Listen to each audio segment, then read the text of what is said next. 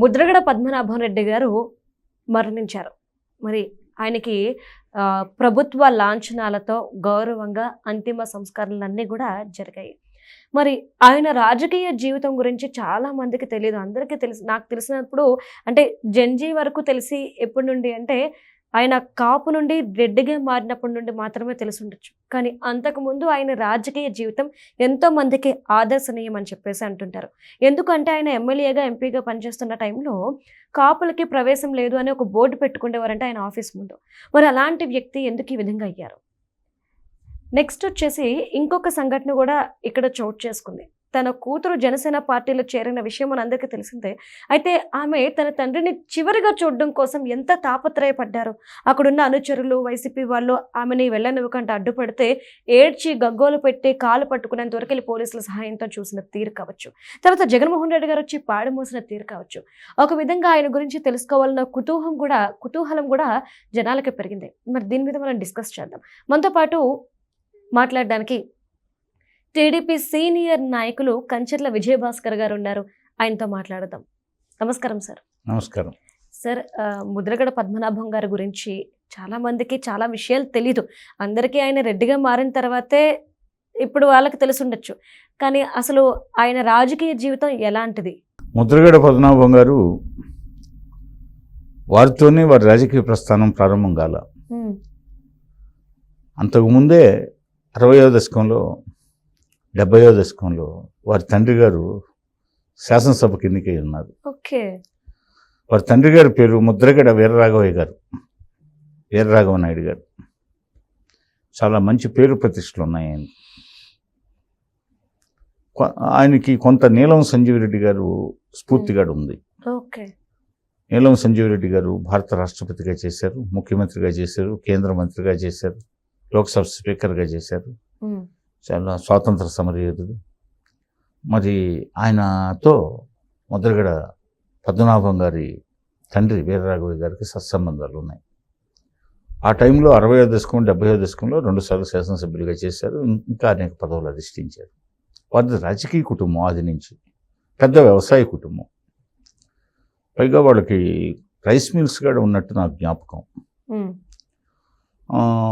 పోతే వారికి ఆర్థికంగా వారి కుటుంబం ఆర్థికంగా పరిపుష్టి కలిగిన కుటుంబం. పోతే పేద సాధనలను ఆదుకునే కుటుంబంగా ఇంటికి వచ్చినటువంటి వారిని అత్యధిక అభ్యాగత సేవల్లో అందరికంటే ముందుంటారని, అసలే గోదావరి జిల్లాలు అతిథి అభ్యాగత సేవల్లో ముందుంటాయని సాంప్రదాయం మాట వినిపిస్తుంటుంది. వారి కుటుంబం ఇంకా ఒక అడుగు ముందుకేసి అందరినీ బాగా చక్కగా గౌరవిస్తారని, ఇంటికి వచ్చిన వారిని సంతృప్తిపరిచి పంపిస్తారని పేరు ప్రతిష్టలు ఉన్న కుటుంబంలో పద్మనాభం గారు పుట్టారు. వారు 25 సంవత్సరాల లేత వయసులోని 25 సంవత్సరాలు పూర్తి కావాలి శాసనసభ్యులు కావాలంటే. కరెక్ట్గా ఆయనకు పూర్తయింది. 78లో శాసనసభ్యుడిగా ఆయన జనతా పార్టీ నుంచి ఇందిరాగాంధీ ప్రభంజనం ఇస్తున్న రోజులు ఆమెను ఒంటరిదాన్ని చేశారు అని చెప్పేసి ఇప్పుడు ఉత్తర భారతం అంతా జనతా పార్టీ ల్యాండ్ స్లైడ్ విక్టరీతో ఉంటే, దక్షిణ భారతదేశంలో మాత్రం ఇందిరాగాంధీని ఆదరించింది దక్షిణ భారతదేశం. ఆ సమయంలో ఆంధ్రప్రదేశ్ 294 స్థానాల్లో 60కి పైగా సీట్లు జనతా పార్టీ సాధించింది. 30కి పైగా సీట్లు రెడ్డి కాంగ్రెస్ కాసు బ్రహ్మానంద రెడ్డి అధికారంలో ఉన్నటువంటి నాటి సిట్టింగ్ సీఎం వెంగళరావు గారి నాయకత్వంలో ఆ రోజు వారు 30కి పైగా స్థానాలు. ఈ ముక్కోణ పోటీలో అంటే అధికారంలో ఉన్నటువంటి జగన్ వెంగళరావు ముఖ్యమంత్రిగా ఆయన చివరి నిమిషంలో కాసు బ్రహ్మానంద రెడ్డితో కలిసిందని అది రెడ్డి కాంగ్రెస్ తరఫున అధికార పార్టీ పోటీ చేయడం. పోతే ఉత్తరాదిన ప్రభంజనం సృష్టించిన జనతా పార్టీ దక్షిణాదిలో కూడా ప్రభంజనం ఆంధ్రప్రదేశ్లో సృష్టించడానికి ఈ రెడ్డి కాంగ్రెస్ పోటీ చేయడంతో అప్పుడు ముక్కోణ పోటీ ఏర్పడి అక్కడ ఇందిరా కాంగ్రెస్ మరి చెన్నారెడ్డి గారి ఆధ్వర్యంలో అధికారంలోకి వచ్చింది మంచి మెజార్టీతో. అయితే ఆ సమయంలో కూడా ముద్రగడ పద్మనాభం గారు ప్రజలు మెప్పు పొంది ఆయన జనతా పార్టీ తరఫున శాసనసభ్యుడిగా తొలిసారి శాసనసభలో 78లో అడుగుపెట్టాడు. అప్పటికి ఆయన వయసు 25 సంవత్సరాలు పూర్తయ్యాయి. అంటే చిన్న వయసులోనే ఆయన చట్టసభ సభ్యుడు కాగలిగాడు. అట్లాగే తర్వాత ఎన్టీఆర్ గారి ప్రభంజనంలో వారి కుటుంబానికి ఉన్న ట్రాక్ రికార్డు ఇవన్నీ దోహదపడి తర్వాత తెలుగుదేశం పార్టీలో శాసనసభ్యులు కావడం, ఎన్టీఆర్ కుటుంబంలో ఆయన ఎన్టీఆర్ క్యాబినెట్లో ఆయన ఎక్సైజ్ శాఖ మంత్రి అనుకుంటాను. అంటే నిజాయితీ పరుడని ఉద్దేశంతో ఎన్టీఆర్ గారు ఆయన్ని క్యాబినెట్ ర్యాంక్ మినిస్టర్గా ఆ విధంగా బర్త్ కల్పించడం జరిగింది. అయితే ఆయన ఆనాడు కొంత మనస్తాపం, ఎందుకు మనస్తాపానికి చెందింది ఇప్పటికీ తెలియదు. ఏదో మొత్తానికి మనస్తాపం చెందాడు. ఏ విషయంలో చెందింది మనకు తెలియదు. ఆ రోజు ఆయన డ్రైవర్ని, కారు, పిఎల్ని, పిఎస్ని, బంగ్లాని, అట్లాగే తన అధికార లాంఛనాలన్నీ పక్కన పెట్టేసి ఎవరికి చెప్పా పెట్టకుండా ఒక లెటరు ఆ రోజు అటెండర్ ద్వారా సీఎంఓ ఆఫీసుకు పంపించి ఆయన కిర్లంపూడికి నేరుగా కాకినాడ ట్రైన్ ఎక్కాడు. అది పెద్ద సంచలనం. ఆ తర్వాత ఆయనతో దౌత్యం కూడా నడపడం జరిగింది ఆ రోజుల్లో, ఇది తెలుగుదేశం ప్రభుత్వం. అయితే ఆయన తలొగ్గలేదు. ఆ తర్వాత 88 చివరిలో అనుకుంటాను ఆయన కాంగ్రెస్ పార్టీలో చేరాడు. తిరిగి కాంగ్రెస్ పార్టీలో అంటే జనతా పార్టీ నుంచి ఎమ్మెల్యేగా ఎన్నికై తెలుగుదేశంలో విశేషంగా రాణించి మంత్రి పదవిని అధిష్ఠించాడు. ఆయన చిన్న విషయంలో మనస్తాపం చెందాడు. ఆ ఒకసారి నిర్ణయం తీసుకున్న తర్వాత ఆయన వెనక్కి తగ్గడు. ఆయన అంటే స్వీయ ప్రయోజనాలు ఎక్కువగా ఆశించే మనిషి కాదు. సహజంగా ఆయన నిజాయితీ, వాళ్ళ నాన్న దగ్గర నుంచి ఆ కుటుంబానికి నిజాయితీ పరులు అనే పేరు ఉంది. పోతే పట్టడు, పట్టుకుంటే వదలడు అనే పేరు ఉంది. అదేవిధంగా ముద్రగడ పద్మనాభం గారు కాంగ్రెస్లో చేరిన తర్వాత ఆయన అక్కడ శాసనసభ్యుడయ్యాడు. 89లో అనుకుంటాను, 89లో శాసనసభ్యుడిగా ఎన్నికయ్యాడు. 89 డిసెంబర్లో జరిగిన ఎన్నికల్లో ఆయన శాసనసభ్యుడయ్యాడు. ఆ తర్వాత మర్రి చెన్నారెడ్డి మంత్రివర్గంలో తిరిగి మంత్రి అయ్యాడు. అలాగే తర్వాత 99లో కాకినాడ పార్లమెంట్కి కూడా ఎన్నికయ్యాడు. ఇవి ఆయన అధిష్ఠించిన పదవులు. అంటే 4 సార్లు శాసనసభ్యుడయ్యాడు, 2 సార్లు మంత్రి అయ్యాడు, ఒకసారి పార్లమెంట్ సభ్యులు అయ్యాడు. సరే, అవి అధికారికంగా ఆయన అధిష్ఠించిన పదవులు. అయితే ఆయన మొదటి నుంచి ప్రజల్లో ఎంతో గొప్ప పేరు ప్రతిష్టలు ఉన్న వ్యక్తి. శాసనసభ్యుడిగా ఇండిపెండెంట్గా గెలిచేంత స్థితిగతులు అన్నమాట. అయితే తర్వాత తన జాతి కోసం, తన జాతి ఔన్నత్యం కోసం పాటుపడాలనే నిర్ణయానికి వచ్చాడు. కాపు కులోద్ధరణ కోసం ఆయన నడుం బిగించాడు, అనేక ఉద్యమాలు చేశాడు, అనేక దీక్షలు చేశాడు. సరే, వీటన్నిటినీ సరే కాపు కుల యొక్క స్పందనని, హార్ట్ బీట్ని గమనించి కదా ముద్రగడ పద్మనాభం గారు ఈ దీక్షలు చేయడం, డిమాండ్స్ పెట్టడం, ప్రభుత్వాల ముందు లేఖలు రాయడం, వీటిని దృష్టిలో పెట్టుకొని ఆ రోజు చంద్రబాబు నాయుడు గారి ప్రభుత్వం 2014-19 మధ్యలో కేంద్ర ప్రభుత్వం కల్పించిన ఈబీసీ రిజర్వేషన్లో 10% రిజర్వేషన్లు ఇస్తే ఈబీసీ కింద, ఎకనామిక్ బ్యాక్వర్డ్ క్లాస్ కింద 5% ఎకనామిక్ బ్యాక్వర్డ్ క్లాస్లో 100 కులాలు ఉన్నాయి. కానీ కాపు కులానికి 50%, అంటే 5% అవుట్ ఆఫ్ 10, 5% రిజర్వేషన్ ఒక కాపు కులానికి కేటాయిస్తూ చంద్రబాబు నాయుడు గారు జీవో ఇవ్వడం జరిగింది ఈబీసీ రిజర్వేషన్స్లో. అదేవిధంగా చంద్రబాబు నాయుడు గారు అంటే ఈ దీక్షలు, ఈ డిమాండ్స్, ఈ లేఖలు, ఆయన ఎంతో ఇంకా ఉన్నత స్థాయికి పోవాల్సిన వ్యక్తి తన కుల ఔన్నత్యాన్ని, తన కులం వెనకబడుతనాన్ని, తన కులంలో ఉన్నటువంటి అవిద్యని, నిరుద్యోగ సమస్యను దృష్టిలో పెట్టుకునే కదా ఇవన్నీ. పాపం ముద్రగడ గారు మన పార్టీలో కూడా ఎంతో కాలం ఉన్నారు. పోతే ఆయన సున్నితమైన మనస్కుడు, నిజాయితీపరుడు, పేరు ప్రతిష్టలు ఉన్న కుటుంబం.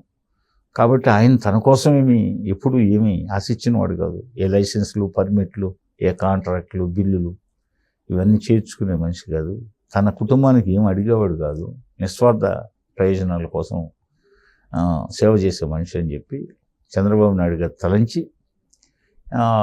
ఈబీసీ రిజర్వేషన్లు అమలు చేయడం 5% అవుట్ ఆఫ్ 10లో ఆ కాపు కులానికి ఇవ్వడం జరిగింది. అదేవిధంగా మరలా చంద్రబాబు నాయుడు గారు కాపు కార్పొరేషన్ కూడా స్థాపించడం జరిగింది. తొట్ట తొలిసారికి కాపులకి ఒక కార్పొరేషన్, కుల కార్పొరేషన్. ఆ కార్పొరేషన్కి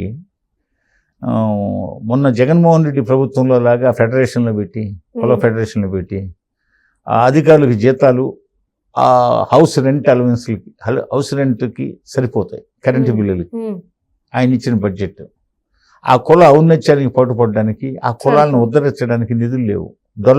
ఆయన డొల్ల కంపెనీలు పెట్టినట్టే గతంలో వాళ్ళ నాన్న ముఖ్యమంత్రిగా ఉన్నప్పుడు క్విడ్ ప్రోకోలు, హవాలాలు, డొల్ల కంపెనీలు ఏ విధంగా పెట్టాడో ఈ డొల్ల ఫెడరేషన్లు, కార్పొరేషన్లు పెట్టి నిధులు లేకుండా చేశాడు. కానీ చంద్రబాబు నాయుడు గారు ఏం చేశారు? కాపు కార్పొరేషన్కి 1000 కోట్ల రూపాయల నిధి కేటాయించారు. 1000 కోట్ల రూపాయల నిధి అట్లా కొన్ని సంవత్సరాల పాటు కేటాయించారు. అదేవిధంగా ఆనాడు తన ప్రభుత్వ హయాంలో చంద్రబాబు నాయుడు గారు నిమ్మకాయల చినరాజప్పకి ఉప ముఖ్యమంత్రి పదవి కూడా ఇచ్చాడు, కాపులకు గౌరవం కల్పించడానికి. అదేవిధంగా అనేక మందిని తన మంత్రివర్గంలో తీసుకున్నాడు కాపు కులం నుంచి. అదేవిధంగా మొదటి నుంచి తెలుగుదేశం ఎన్టీఆర్ టైం నుంచి కాపులకి ఎంతో పదవుల్లో చాలా పెద్దపీట వేస్తుంది. అదే బాటని చంద్రబాబు నాయుడు గారు అనుసరిస్తూ ఉన్నాడు. ఈసారి మళ్ళా అధికారంలోకి వచ్చిన తర్వాత 2024లో జూన్ 12న కూటమి ప్రభుత్వం అధికారంలోకి వచ్చిన తర్వాత కాపులకు సంబంధించి పవన్ కళ్యాణ్ గారిని ఉప ముఖ్యమంత్రిని చేయడం జరిగింది. పైగా ఎన్నడూ లేని విధంగా ఉప ముఖ్యమంత్రికి పవన్ కళ్యాణ్ గారికి అనేక శాఖలు, కీలకమైన శాఖలు ఇవ్వడం, అందులో ఆ జనసేన తరఫున మళ్ళా దుర్గేష్ గారికి కూడా ఇంకో మంత్రి పదవి ఇవ్వడం. అదేవిధంగా తెలుగుదేశం ప్రభుత్వంలో మళ్ళీ నిమ్మల రామానాయుడు గారు కాపు కులానికి చెందిన వ్యక్తి, నారాయణ గారు నెల్లూరు నుంచి కాపు కులానికి చెందిన వ్యక్తి, వీరందరినీ కీలకమైన పదవులు ఇచ్చి మంత్రివర్గంలో నియమించుకోవడం జరిగింది. కాపులకి ఎక్కడా తక్కువ చేయలేదు. మొదటి నుంచి ఆనాడు హరిరామ జోగయ్య గారికి ఎన్టీఆర్ క్యాబినెట్లో హోంమంత్రి పదవి కూడా ఇవ్వడం జరిగింది. ఆయన కాపు, మాజీ సినీ నిర్మాత, ఆయన పెద్ద మనిషే. చిలకమ్మ చెప్పింది, పోతే ఎన్టీఆర్తో సినిమాలు కూడా తీసాడు ఆయన. చిలకమ్మ చెప్పింది, ఇలా కొన్ని సినిమాలు ఆ ఎన్టీఆర్ గారితో నిర్మించున్నాడు హరిరామ జోగయ్య గారు. ఆయన కూడా కాపు కులాన్ని కూర్చి పాపం తన కుల ఔన్నత్యం కోసం వెనకబడుతున్నాన్ని, నిరుద్యోగ సమస్యని పదే పదే వేదికల మీద ప్రస్తావిస్తుంటారు. ముద్రగడ పద్మనాభం గారు ఆ వరుసలో ముందుంటారు. పోతే చాలా సీరియస్గా ఆ కులం కోసం చాలా ఫైట్ చేశాడు. ఇటీవల కొన్ని దశాబ్దాలుగా ఆయన దాదాపు 16-17 సంవత్సరాలైంది ఎన్నికలకు దూరం అయింది. ఎన్నికల్లో పోటీ చేయకుండా తన జాతి ప్రయోజనాల కోసం అన్న పెద్ద మనిషి పాపం ఆయన చివరి రోజుల్లో ఆయన జగన్మోహన్ రెడ్డి గారు అక్కడ ఆయన ఆఖరికి కొంత మానసిక వేదనకు గురై కుటుంబ కలహాలు అవన్నీ తలెత్తే ఈ సందర్భంలో అవన్నీ చర్చించకూడదు సందర్భం కాబట్టి వారి కుమార్తె విషయం మీరు ప్రస్తావించారు. వారి కుమార్తె అంటే ప్రాథమిక హక్కులు అనేవి ఉన్నాయి. అంటే ఇది కొత్త అంటే భారతదేశంలో కొత్త కాదు. ఇప్పుడు మన గోవా గవర్నర్ అశోక్ గజపతిరాజు గారు ఉన్నారు. వారి తల్లిదండ్రులు ఇద్దరు వేరు వేరు పార్టీలో ఉండేవాళ్ళు. ఆ విషయం చాలా మందికి తెలియదు. వాళ్ళు ఒకరు సోషలిస్ట్ పార్టీలో ఉండేవాళ్ళు, ఇంకోరు కాంగ్రెస్ పార్టీలో ఉండేవాళ్ళు, జస్టిస్ పార్టీ, ఇట్లా రకరకాలుగా భార్యాభర్తలు వేరువేరు పార్టీలు. అట్లాగే భార్యాభర్తలు వేరువేరు పార్టీలో భారతదేశంలో చాలామంది ఉన్నారు. అదేవిధంగా కుమార్తె ఆ అమ్మాయి ఏం పదవి కోసం కాదు, ఏదో పవన్ కళ్యాణ్ పట్ల అభిమానంతో ఏదో అమ్మాయికి ఆ జగన్మోహన్ రెడ్డి అరాచక పరిపాలన, ఆ దౌర్జన్యాలు, ఆ దాడులు, ఆ అవినీతి అక్రమాలు చూసి కలత చెంది ఉండొచ్చు. కలత చెంది ఆ అమ్మాయి జనసేన, పవన్ కళ్యాణ్, ఆ అమ్మాయి సినిమాల ప్రభావం, లేకపోతే పవన్ కళ్యాణ్ మేనిఫెస్టో ప్రభావం, ఏదో మొత్తానికి ఆ అమ్మాయి పవన్ కళ్యాణ్ పట్ల సానుభూతితో కాస్త ప్రకటన చేసింది. సరే, అది ఆ అమ్మాయి ఇష్టం అంటే వాళ్ళ తండ్రి ఆయన పెద్ద స్థాయి కాబట్టి, సీనియర్ కాబట్టి సరే తండ్రిని ధిక్కరించిందనే అభిప్రాయం కూడా ఆ, ఉండి కొంతమంది స్థానికులు ఆ అమ్మాయిని తండ్రిని చివరి చూపు కడచూపుకు నోచుకోకుండా అడ్డగిచ్చారనేది ఈరోజు మీ వ్యాఖ్యల్లో వినిపించినటువంటి విషయం. అది అది ఏంటంటే అక్కడ ఎమోషన్స్ ఆయన అలా అయితే జగన్మోహన్ రెడ్డి గారు ఆయన బ్రతికున్నప్పుడు పాపం జగన్మోహన్ రెడ్డి గారి కోసం ఆయన తన కులం కోసం తన కుల ఔన్నత్యం కోసం పాటుపడి పరోక్షంగా ఆయన తన కులానికి సంబంధించి ప్రభుత్వాల దగ్గర డిమాండ్ చేసి ప్రభుత్వాల మీద ఒత్తిడి తెచ్చి ప్రభుత్వాల ద్వారా రిజర్వేషన్లు, ప్రభుత్వాల ద్వారా కార్పొరేషన్లు, ప్రభుత్వాల ద్వారా కార్పొరేషన్ నిధులు సమకూర్చడంలో ముద్రగడ పద్మనాభం గారి ప్రభావం కీలక పాత్ర కదా. మరి జగన్మోహన్ రెడ్డి గారు టైంలో కాపులకి ఏం చేశాడు? ఏమీ చేయలేదు. అయితే ఆయన జగన్మోహన్ రెడ్డి పార్టీలోగా లేడు, చివరి రోజుల్లో ఎన్నికల సమయానికి ముందు వచ్చాడు. అయితే జగన్మోహన్ రెడ్డి గారు వచ్చారు కదా, అంత పెద్ద అంటే ఆయనకంటే ముందు వాళ్ళ నాన్న దగ్గర నుంచి చరిత్ర కలిగిన ఒక చారిత్రక కుటుంబం నుంచి వచ్చాడు. వచ్చిన వ్యక్తిని మరి బ్రతుకున్నప్పుడు ఆయన హాస్పిటల్లో డెత్ బెడ్ మీద మానసీ మీద ఉన్నప్పుడు పరామర్శించాలి కదా. పరామర్శించాడా? పరామర్శించలేదు. ఇప్పుడు ప్రాణాలు పంచభూతాల్లో కలిసిపోయిన తర్వాత అది కూడా ఆయన అక్కడ ఆక్వా రైతుల సమావేశం భీమవరంలో ఉంటే అక్కడి నుంచి దగ్గరే కాబట్టి అలా విజిట్ చేశాడు. హాస్పిటల్లో పరామర్శకు పోలేదు జగన్మోహన్ రెడ్డి. సోషల్ మీడియాలో తీవ్రంగా మీకోసం ఆయన కులాన్ని అన్ని దశాబ్దాల పాటు కుల ఔన్నత్యం కోసం పాటుపడిన మనిషి, కులం ఎలాగబాటు తనాన్ని చూసి కలత చెందిన మనిషి, కులం అభివృద్ధి కోసం పాటుపడిన మనిషి. మరి మీకోసం ఆయన చివరి రోజుల్లో అక్కడ ఒక ప్రతిజ్ఞ చేసి ఆ ప్రతిజ్ఞ తను విఫలమైతే తన పేరు కులాన్ని పెడతానని పోతే రెడ్డిగా మారుతానని ప్రకటించింది ఎవరి కోసం? జగన్ కోసం. మరి ఆ జగన్మోహన్ రెడ్డి ఆయన బ్రతుకున్నప్పుడు మానసీ మీద ఉన్నప్పుడు డెత్ బెడ్ మీద ఉన్నప్పుడు పరామర్శకు వచ్చాడా? లేదు. పంచభూతాల్లో ప్రాణవాయువులు కలిసిపోయిన తర్వాత ఆయన భీమవరం ఆక్వా రైతుల మీటింగ్కి వచ్చి అక్కడికి సమీపంలోనే ఉంది కాబట్టి ఇంకా తప్పదు కాబట్టి ఆయన కుల చిచ్చులు, మత చిచ్చులు, ప్రాంతీయ చిచ్చులు పెట్టడంలో అగ్రగణ్యుడు కాబట్టి వాళ్ళ అనుచరులంతా ఒత్తిడి మేరకు అక్కడి దాకా వచ్చి పాడింపు మోసినట్టు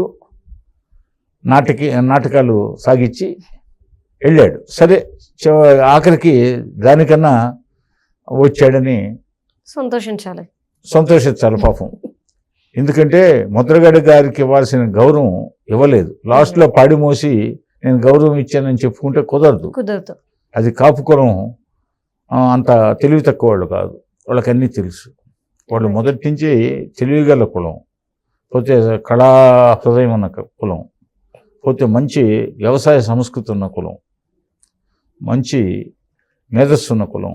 ఆ కులం నుంచి ఎందరో ఉన్నత స్థానాలు రాజకీయంగా ఉన్నారు, స్థానాల్లో. అదేవిధంగా స్వాతంత్ర సమరంలో ఉన్నారు, కళాకారులుగా ఉన్నారు, సినీ నిర్మాతలుగా ఉన్నారు, డైరెక్టర్లుగా ఉన్నారు. అదేవిధంగా ప్రపంచంలోనే చాలా కీలక స్థానాల్లో అనేక దేశాల్లో కూడా ఉన్నారు. కాబట్టి ఆ యొక్క కులం గొప్ప కులం.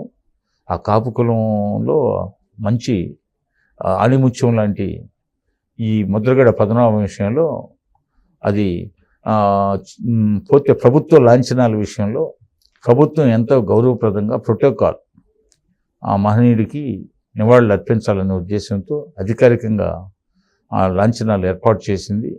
లాంఛనాలు కుటుంబ సభ్యులు వాళ్ళు ఆవేదనతో దుఃఖభూయిష్టంగా వాళ్ళు కన్నీటి వేదంతో ఉంటే మరి అక్కడ జక్కంపూడి రాజా అనే ఒక నాయకుడు ప్రెస్ వాళ్లతో డెడ్ బాడీ సమీపంలో కుటుంబ సభ్యులు అంగీకరించడం లేదని కుటుంబ సభ్యుల పేరు పెట్టి అధికార లాంఛనాలు జరగకుండా అడ్డుకుంటామని చెప్పి ఇది కుటుంబ సభ్యుల డిమాండ్ అని చెప్పేసి కుటుంబ